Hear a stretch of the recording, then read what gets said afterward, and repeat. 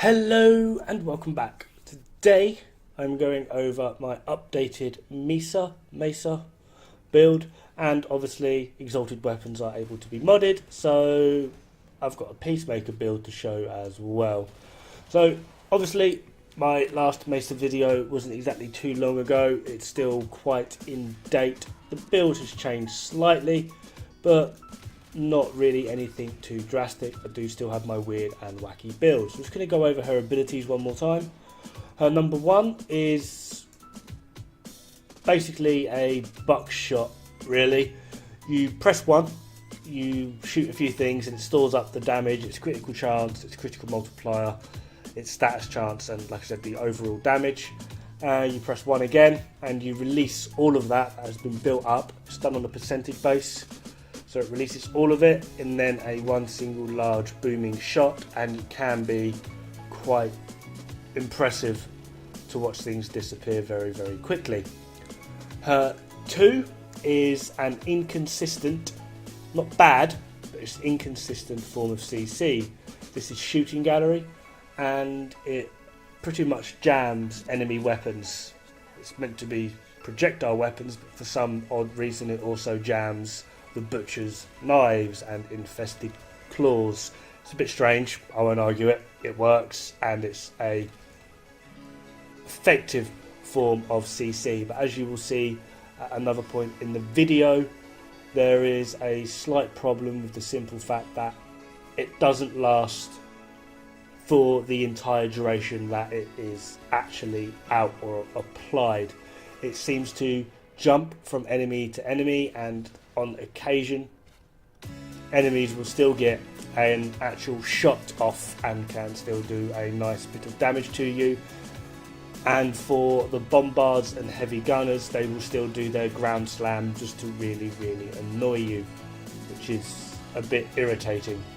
Third ability, Shatter Shield, is Mesa's defensive ability. This will mitigate at max, power strength dependent, 95% damage mitigation.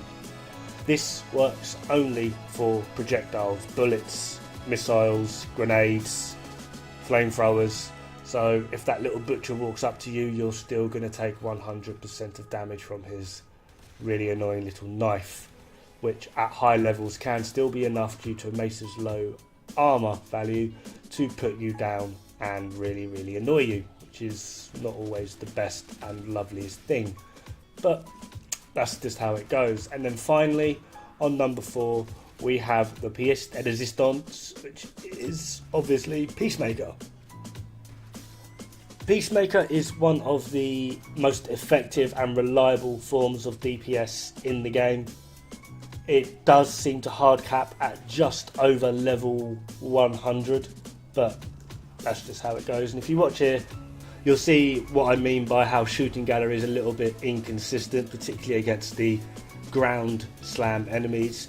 Some of them still can get shots off and some of them still can do a bit of damage because it doesn't affect all the enemies in range simultaneously. It leaves gaps open, so it's not the perfect form of CC, but it is enough to help Mesa out, especially as well as teammates.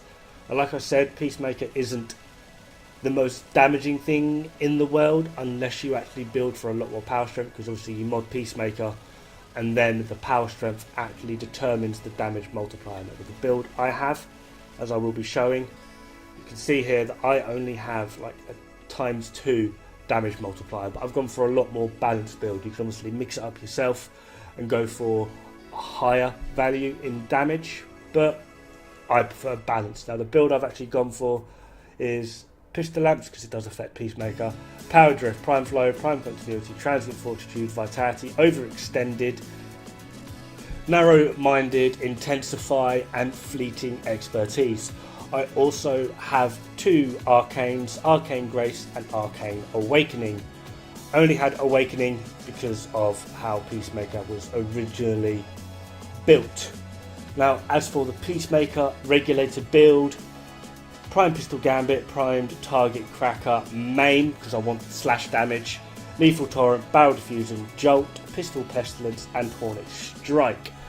gone for a bit more of a balanced focus on that. Anyway, that's me. Thank you very much, and I'll see you guys very darn soon. Ta-ra!